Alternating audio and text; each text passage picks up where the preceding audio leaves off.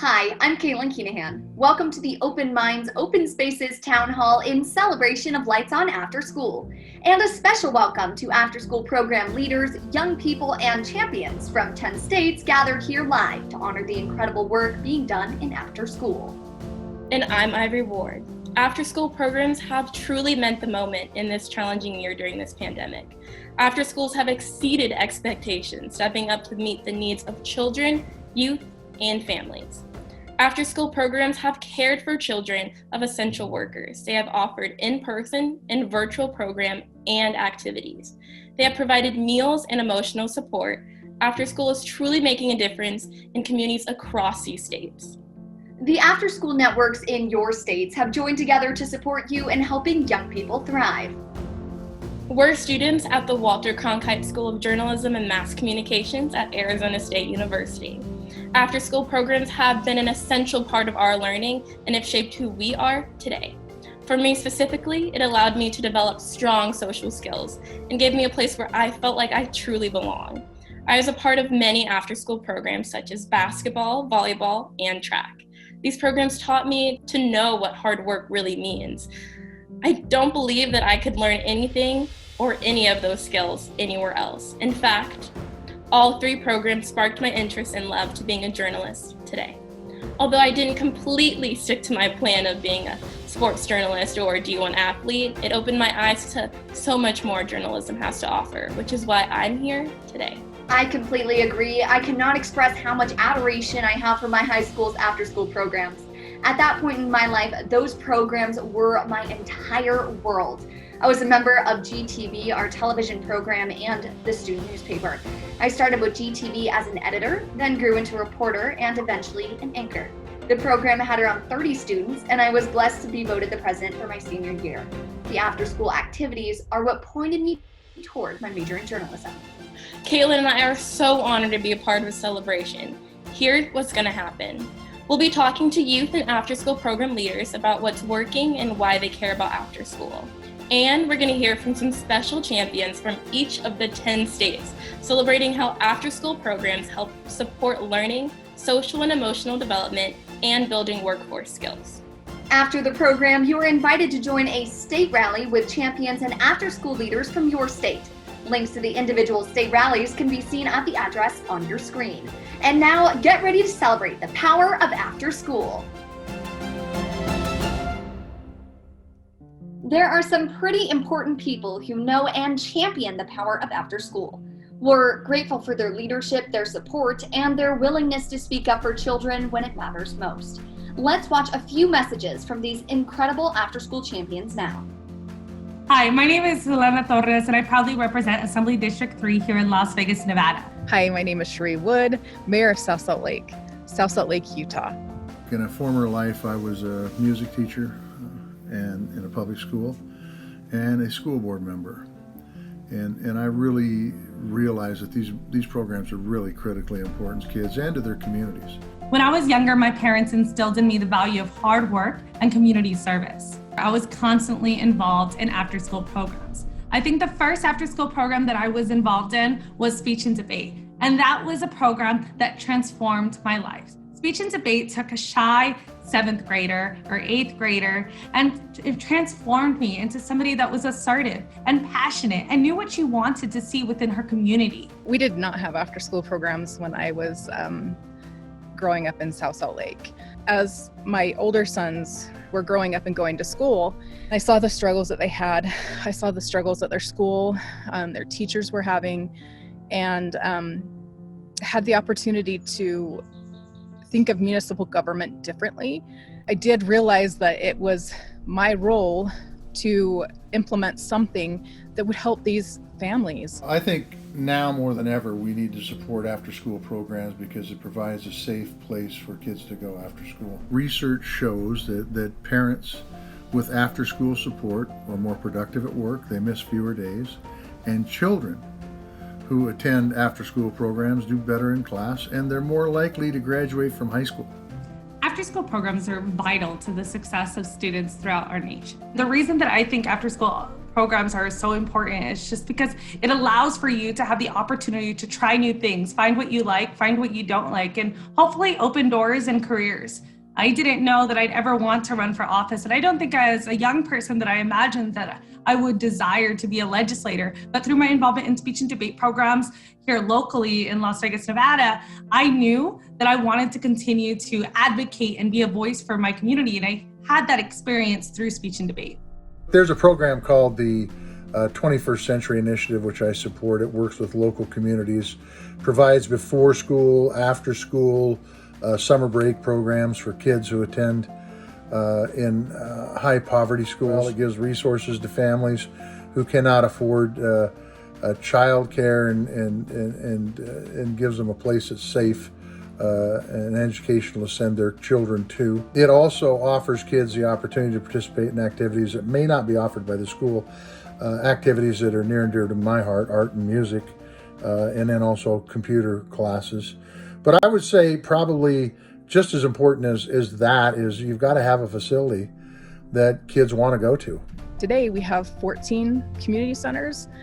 7 of those are in schools, and 7 of those are in community spaces. So that means any youth that's in the city of South Salt Lake has a community center in their neighborhood, hopefully within walking distance. I support after-school programs because I have personally seen what they can do to change a child's life as a mom and as a community advocate for our youth. When I was growing up, my parents were here.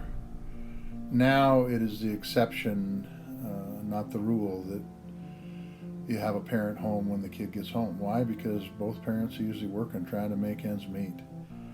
So I think it's really critically important that we have options for kids to be able to go and provide a safe place for kids to be able to learn and to play and learn how to get along with others, which is maybe more important today than it's ever been in this country's history. So I just see the tremendous benefits that after-school programs have, and in today's society, I think they're absolutely necessary. Cesar Chavez once said, "The end of all education should surely be service to others." And I truly believe that it's important that we teach in our education system throughout our nation that education is the act of giving back. I got into education because I wanted to enrich my community and empower my community to have a voice. And I truly believe that education gives students the tools to have that voice in our community. The best after-school programs incorporate youth voice and honor the needs, hopes, and desires of young people in their design and execution. In this chaotic time, the most incredible after-school programs have listened to the young people in their communities and made the pivot to meet their needs directly. One thing is for certain, after-school programs simply change lives. Today, we have young people sharing what their after-school programs mean to them. These stories are powerful, engaging, and a wonderful testament to everything you do to support after-school programs. Hello, my name is Rowan Ali. I'm a senior here at Foss High School in Tacoma, Washington. Hi, my name is Gemini Kalani Liiopianamaka. I'm a senior at Nanakuli High and Intermediate in Waianae, Hawaii. Hello, I'm Noah Shaw from Murray, Utah, and I'm in the 8th grade. Hi, my name is Savaya Lim. I am a senior at Meridian High School, and I live in Idaho. I am very involved in after-school programs. Some of the programs I'm involved in is the Mayor's Youth Commission of Tacoma, Summer Jobs 253, also clubs within schools such as College Bound Success Foundation. I go to this weaving club. It's called Napua o Nanakuli, translates to the flowers of Nanakuli. The main thing we do is we weave a lot of products, and we also go on trips to learn more about the Aina and the culture. Currently, I am taking musical theater as a class, and then after school, I have the awesome opportunity to be in plays. Right now, I am participating in the play Emma. So I'm in the Miller Family Boys and Boys and Girls Club. We do free time where I get to hang out with my friends, which is really fun. And then we go up and do power hour where I get that good one-on-one time with my staff. And then when we do that, then we just do activities, which it might be physical activities where that's really good for us, or it's mental activities where we're learning about things that we probably didn't know before. What I love the most about these after-school programs is they really give me a space to interact with students all over the county and all over the district, and it gives me a place to put my passions and my skills to use other than my academics.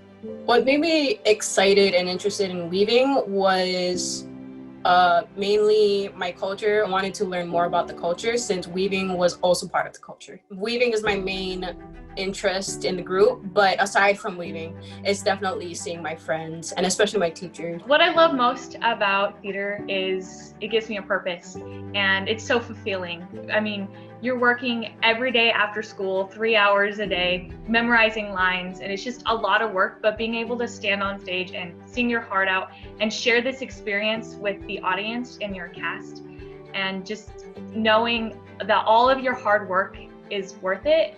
I mean, when you're sitting there and you're feeling the audience and they're laughing at you and crying, it's just amazing to know that you've created something through all that hard work. What I love most about Boys and Girls Club is probably the one-on-one time I get with staff and with friends. Like during school, I don't really get that because, I'm doing my work and trying to keep my grades up, but at club, we're doing fun activities. I love it more than anything in the world. I feel so safe here, and it's just my second home, so I wouldn't trade it for anything in the world. I've been able to meet a lot of different people from different walks of life that I wouldn't have otherwise been able to meet and interact with. Different religions and views and things like that has been awesome to be able to step out of my little bubble of my circle and meet people and interact with them and learn about their beliefs and their passions. It takes the tension off of trying to be the best and trying to get the highest numbers, and really just trying to come together for something that's been on our minds that we want to change, and really just exploring things that we never thought that we could have had an input and change, and just getting more involved with your youth in your state. I think that's what after school programs really give to us, is that they give us a free space to be involved and to really expand all of our interests without having the pressure of trying to be the best. What I do get during the after school program is the independent skills that I have now, especially the communicative skills. During actual school hours, we feel pressured, or at least I feel pressured to do my work like at a certain time, and it's like rushed. But when we're in an after school program, especially when we're weaving, I don't feel as pressured as I would do in an actual class, since it's like independent work. And it also teaches us how to, it's like an entrepreneur type feeling. We are an entrepreneur group, and I guess it helps me to like focus more on what I'm trying to work on individually than to feel pressured by the competition I have around it. Being able to participate specifically in an after-school program instead of just in class has really, you're with people who are passionate about the same things as you, and you're there because you want to be there, and so you're putting your work and your learning. When you put time and effort into things, you'll get something out of it. What I get from club that I don't get at school is probably that one-on-one time with teachers, and just being active, because yes, I have gym class, but that's not always being active and being able to learn what I don't already know. So it's pretty cool. They taught us about how to take care of our money, what bank institution to put it in, what a credit card is, what a debit card is. I've learned a lot of awesome leadership skills. I'm drama club president. If I can just help people feel welcome and help them feel heard, if we're all being kind to each other, we're gonna accomplish so much more in a workspace. We learned about certain mental disorders, which I thought was really fascinating. So now I want to major in psychology and do other different things, including that. And I probably wouldn't have ever known that if it wasn't for club. They helped me step out of my shell. They helped me step out of my comfort zone, and they helped me really use my voice. And what I learned is that to be heard and to be seen in a group of children, especially in a group of students that all have great potential, you have to get involved in the conversation. You have to raise your hand, you have to ask questions. I've struggled with mental health, depression, and anxiety since I was 11. And so being able to, especially sophomore year, I was really in a dark place. But I was cast in Anastasia, and it was something to distract me and to keep me going. When there was nothing else to get me out of bed in the morning, I would get up because I knew that these people who cared about me, my cast, they were relying on me to show up, to be there, to give it my all. And another thing is you can't perform with F's. And so it was something to keep me to get my schoolwork done. I knew that my cast was relying on me to get a C or get, whatever grade. And so it gave me a purpose, and it gave me something to channel all that into in a positive way. Club is like my second home, so whenever I'm feeling down or if I'm struggling in school, which I really do not like doing, I love to come to club, and they just help me overcome that and feel better. Learning from home and having to transition so suddenly was not only was it unexpected, but it was also frightening. The youth find comfort in things that they know of and routine, and when you take that routine away, it really just brings an environment of constant anxiety and stress, and having to move online, and some people don't have the best computers or the best internet, and that really just makes it all the more stressful of whether or not will I be able to make it to the meeting. And also there's another aspect of having a full household and being the older person and the older sibling and having to go and help others, your siblings get into classes, and just having to balance things you never thought you'd have to balance as a student. I expected it to be just a short time of isolation. When it got too much, that's when I started having problems, especially just being by myself for a long period of time, which I don't think I was ready for that. Therefore, I started to contact other people online. During weaving, I make a mistake, but I cannot give my mistake into the camera to my teacher and ask her for help. So I think that's the only problem we have. It was so hard having those 6 months of no theater, no nothing. I think what really gives me life is being able to interact with others. I'm definitely an extrovert. And so having that taken away really reinforced how important it is for me to be participating in extracurricular activities. It's giving me a positive outlet to express my creativity. I'm not gonna lie, it was really stressful, really hard to deal with that. But actually club has been really amazing. I remember what I was looking forward to every single day during quarantine was those 3 o'clock Zoom meetings, doing activities that you wouldn't think you'd be able to do being in quarantine and doing that fun stuff. But that was so amazing to do, and I'd love to do it. To all the educators and people that work in after school programs, thank you for going through these tough times. I know it's probably definitely been hard, but I'm glad you were able to persevere, and a lot of these kids need you, and I'm glad you were able to be there for them. Thank you. You really helped build a safe place for students to flourish, and without that, the future might be a little bit more hard to see and look forward to. I'd like to thank you for providing us with the materials that we needed.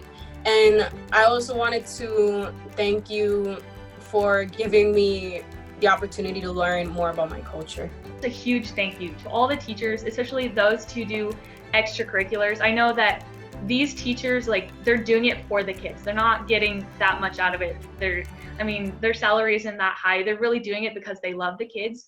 And just know that you're really helping us. I know that having my director being able to help me through the challenges in my life, and just knowing as a teacher and having someone that if something were to happen, there's someone I could go to if I needed help.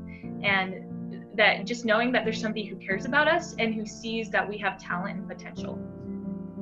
Our city and state leaders are making brave and important decisions to protect our communities. We are so grateful for their hard work in this challenging time, and we're delighted they value after school as an essential service. And now here are a few more messages from these amazing after-school champions.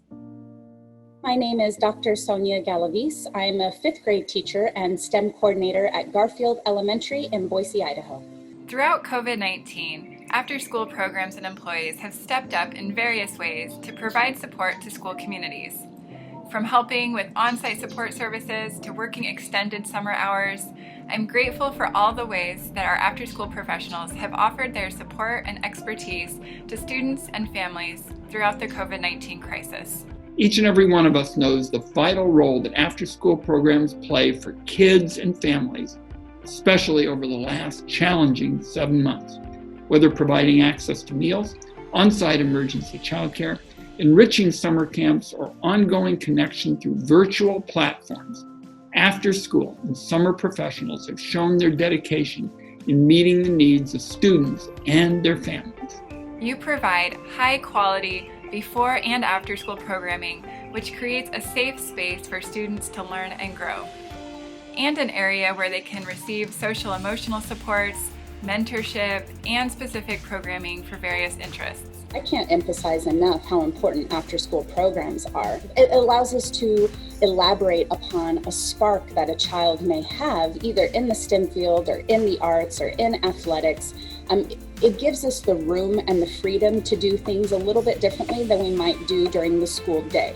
It is a singular way that I can provide access and opportunity to every kid within my school, and every family member can access something in the evening and on weekends, and that has high interest for the student and the family. This is a way that we can help bridge some of the gaps that exist in access, and it also is a way that we can build community together. Through after-school programs, we are able to develop relationships with families, build aspirations, and hopefully develop some really strong interests in different STEM capacities that will change a child's life potentially. Thank you all for working in our school communities by partnering with families and school leaders to create safe spaces before and after school. Your passion and dedication to equity and for all students help us ensure that they achieve their full potential. Thank you again. All of you have stepped up in a time of crisis and are real heroes from the front lines. Know that I'm in your corner all the way when it comes to pushing for full funding of these key programs. Every child needs support during these unprecedented times, and I can't thank you enough for the hard work you do to make this happen. In 2020, we witnessed after-school program staff turn on a dime. These creative, resilient, and resourceful learners have faced uncertainty in funding, building space, safety, and health, yet they have still stuck to their mission to expand learning opportunities and support for children and youth. In this next segment, we'll hear program leaders share their stories, what they've learned, and what they're going through. We know this is a small sample of their incredible work happening in programs nationwide.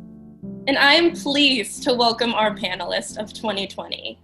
Hello, my name is Veronica Willeto D. Crane, and I'm a school-based TTA specialist with the National Native Children's Trauma Center.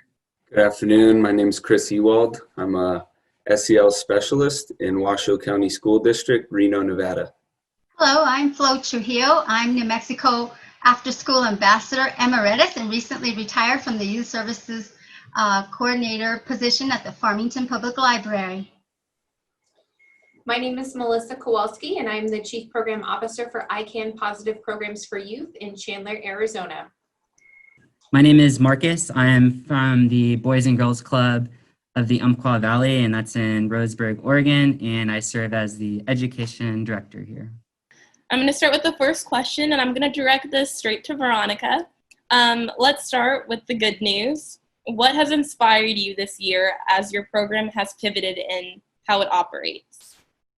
I'd have to say that the passion and drive of the after-school professionals, they have this love for the kids and the young adults that they work with, and it's really been pushing them to try to find innovative ways to meet the needs of those that they're working with in the communities that they're in. And so despite the barriers that they're facing with technology and being distant distanced from the young people that they're working with. And despite the fear around the COVID-19 and the grief that some of them might be experiencing right now, they are resilient and they keep coming back and they keep trying to navigate the uncertainty that they're dealing with right now. The enthusiasm of our community, not only in our local area, but across the state. It seems like everyone is jumping in to help our students connect to the internet and try to find ways to train them. And New Mexico is a rural area, so finding that connectivity in the Navajo Nation is a little more difficult than most other places. But the enthusiasm of the statewide partnerships that we have been amazing. It's been so fantastic to see our team really come together and being able to adapt and make adjustments. And here in Arizona, school starts really soon. So a typical school year starts at the end of July. And so things from everything from our food program to everything really had to go pretty quickly. And a lot quicker than other parts of the nation, and the team just really came together, as well as the support of the community and helping out in different ways. And our partnership with the school really helped being able to make that as seamless as possible. We've taken the hardships that have been placed in front of us, and we've grown, we've blossomed as an organization, problem solving everything that's been thrown at us, from the problems in our local community, like wildfires that were happening just a couple weeks ago, to things happening at the state level as far as funding, and just making the best out of it and just adapting and adapting and adapting. I'm so proud of our organization just for their ability to just take what's been given to us and make the best out of it. What adjustments have you made in your program and how you serve your kids? In Washoe County, we have a team of 4 SEL specialists that serve 64,000 students and about 3,800 professionals or teachers. So our COVID journey has been a challenge, but I'm proud to say that I feel very good about the way that we've responded to the pandemic and our flexibility. So adjustments, our journey began back in March, as most of everybody, with school closures. And we worked to embed our SEL signature practices into distance learning curriculum. They're a really great way to create positive climate and culture in the classroom. So we figured that needs to continue at home. We took our 3 signature practices, which are optimistic openers or welcoming and inclusion activities, as well as engaging brain breaks and reflective closers. And we use those to establish routines that can be completed at home and kind of provide some structure for kids to start their day, transition throughout their day, and in their day. And we got a lot of good feedback from it. Families really enjoyed that structure and routine because it's healthy for the kids and their brains as they learn at home. So that was really great. And to kind of like bolster that, we realized that parents, who are now the facilitators of education at home, may not know what these signature practices are. So we created a short video explaining those 3 SEL signature practices, and it's embedded on our website, and we shared it with the community. So everybody was on the same page as the SEL team when doing distance learning. Knowing that a lot of times virtual isn't an option for our families due to technology limitations. They may have a computer, but they may have 5 children in the household. And so how do you have an activity where maybe there's just one computer and there's multiple people needing to use it? So a lot of our activities were packaged and for families to take up or to pick up with our local school district when they were already going to be there to pick up meals for their kids. So we provided the same activities that they would do in our ICANN facility, but they would pick them up at the schools when they were picking up their meals, so they could still have the same youth development activities. There's a variety of different ways that programs are being affected. Some of them have had to completely shut down because of the high number of cases in their communities, and even their own staff members in their programs contracting COVID-19. And so they've had to shut down when last week they were open, and this week they have to completely shut down. And then we have some programs that have the capability of being virtual, and so they're able to continue to work with their young people in this way. And then we have some programs in Montana, because of just how rural we are as well, is just not having the bandwidth or the infrastructure to be able to provide technology program through virtual means. And so we have program staff who are reaching out to kids through phones, through phone calls, and they're also reaching out to them by delivering packets and delivering like activities like take and go activities, take and make activities, just kind of having these little kits that they're able to send home to them, send home with them.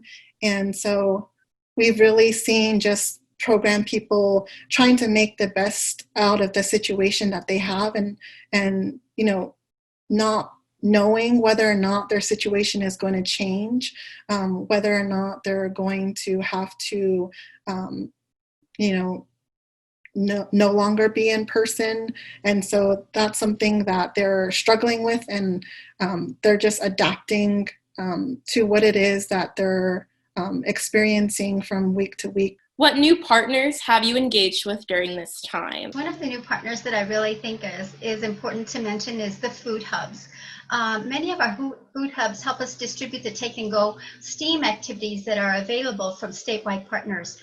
New Mexico PED and New Mexico Out of School Time Network together work with Boys and Girls Clubs and 21st Century Community Learning Centers, and making these available across the state. It's one of the safest ways to do it. The food hubs are out in the community at growers markets, and they are also distributing food in the Navajo Reservation and in the rural communities where people do come in. But we do offer in those kits the STEAM and their hands-on activities, but we also include a book. We feel that literacy is very important, so we try to include a book, and we do offer the bilingual book if possible. The first people that we reached out to and really reinvigorated our relationship with them was just the parents of the youth that we serve, their guardians, and just strengthening that relationship, especially when there was that big transition happening in the spring, when everything was changing for everyone to virtual learning and all this kind of stuff.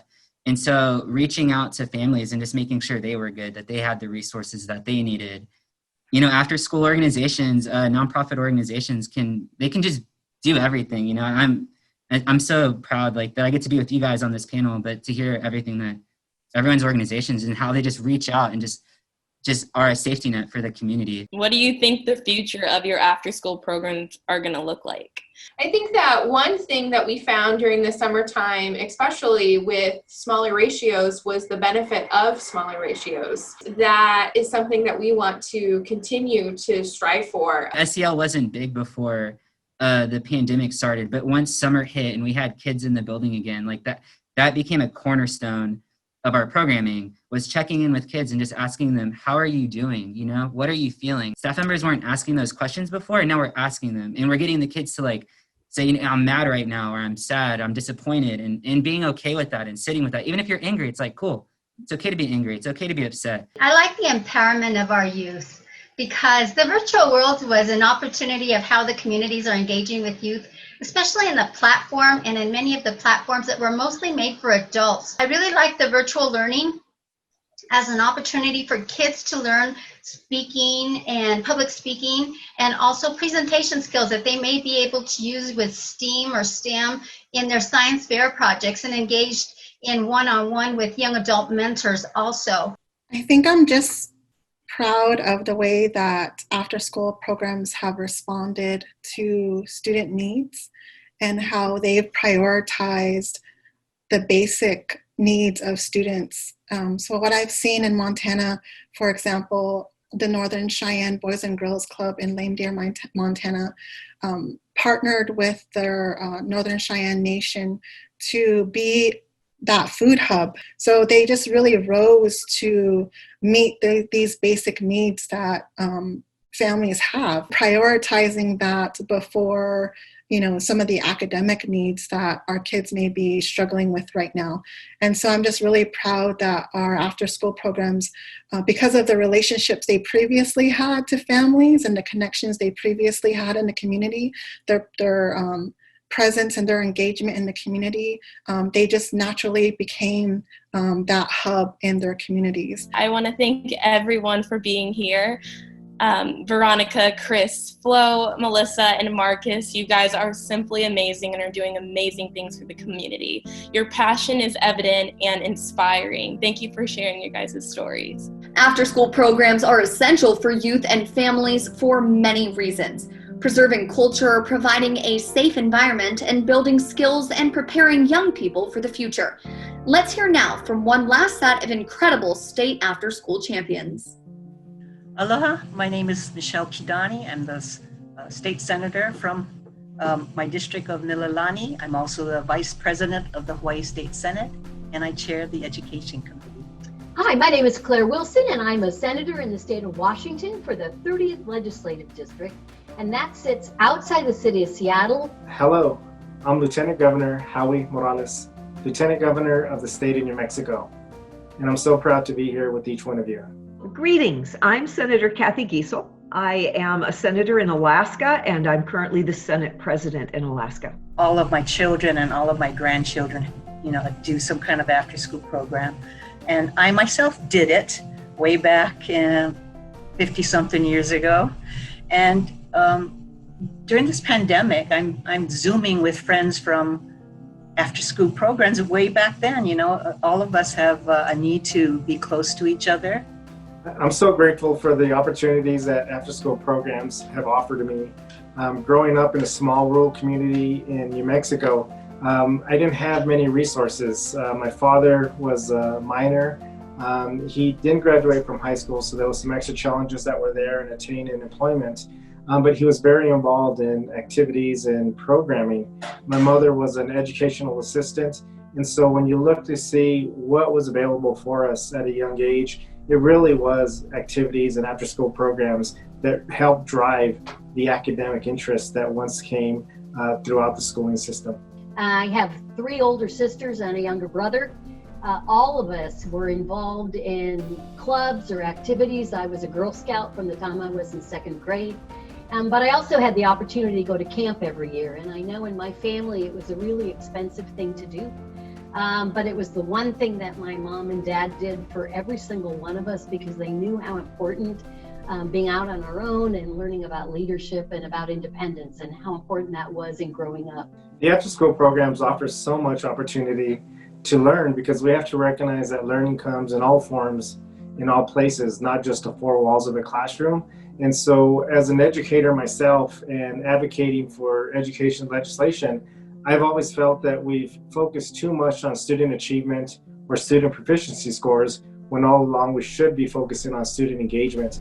It helps them so much with just that ability to connect with their friends, have some kind of productive activity, the physical exercise. They also get help with their homework.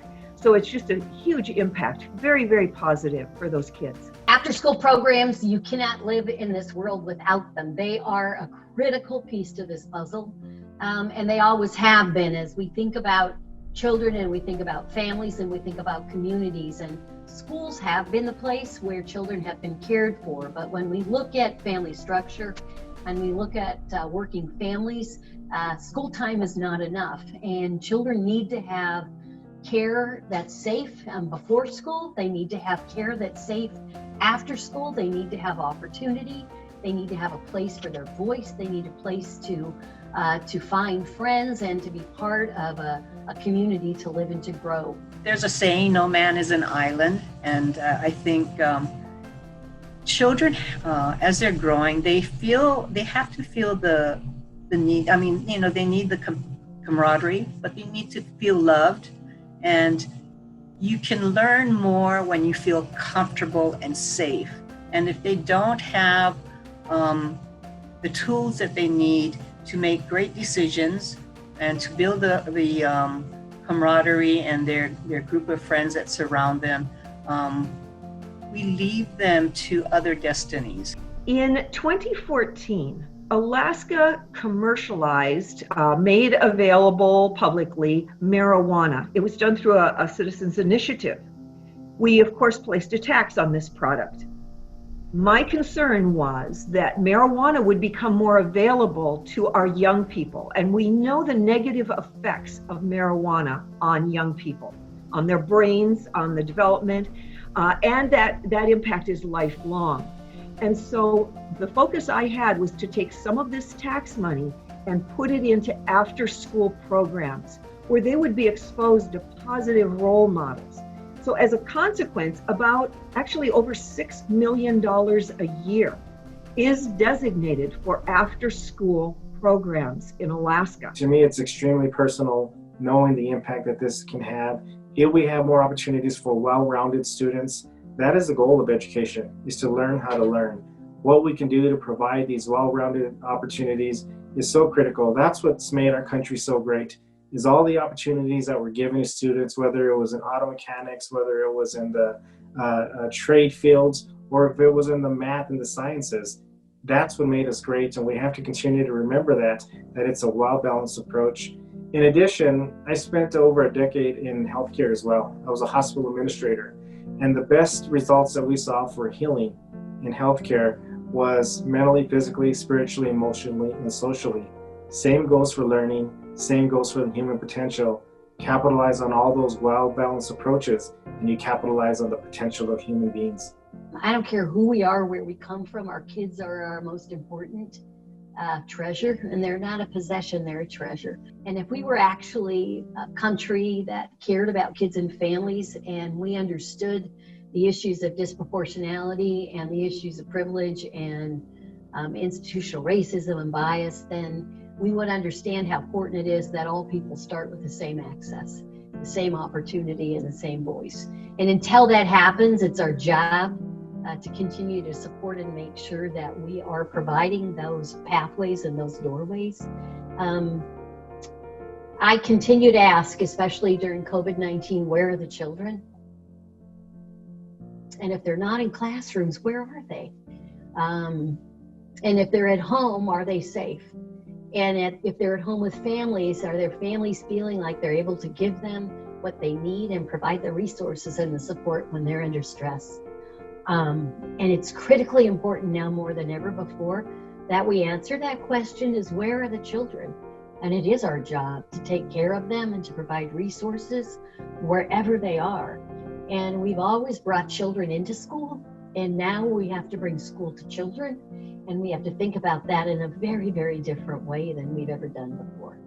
This is a challenging year for all of us with this virus, and I just want to extend thanks to not only the teachers in our schools, but the teachers in the after-school programs. You know, one of the things that's been very evident is those adults have a real love for these kids and a real love for the mission of after school, of encouraging the students and helping them through this very challenging time. Adults themselves are feeling anxiety and uncertainty, and these adults want to help kids feel that ongoing security, that everything will be okay and that they are there for the kids. That's just huge, and I just thank them sincerely from the bottom of my heart. The work that you do is far more than just an occupation. It's a ministry, and it's a profession that is making a difference every single day in people's lives. I look back at people in my life like Mr. Fred Baca, who opened up the gymnasium on a Saturday afternoon for us kids from the poor side of town to get a chance to play. But then he integrated the education component of it. What you do is you're showing what education should do all along, is to show that kindness, that compassion, and that love for one another. And I can't say it enough just how grateful that I am for the work that each of you does, because you are making significant changes for people all across this country. Thank you for being part of the Open Minds, Open Spaces Town Hall for After School. It's clear that after-school programs are engaging and supporting children and youth across the West Coast. The power of this community is truly amazing. And now you have an opportunity to join colleagues from your states for a real celebration. Check the link on the screen to find your state's rally. These will be special presentations and some very special guests. We hope we have inspired you to keep up the important work you're doing. On behalf of the Open Minds, Open Spaces Organizing Committee, thank you. I'm Caitlin Kinahan. And I'm Ivory Ward. Good night.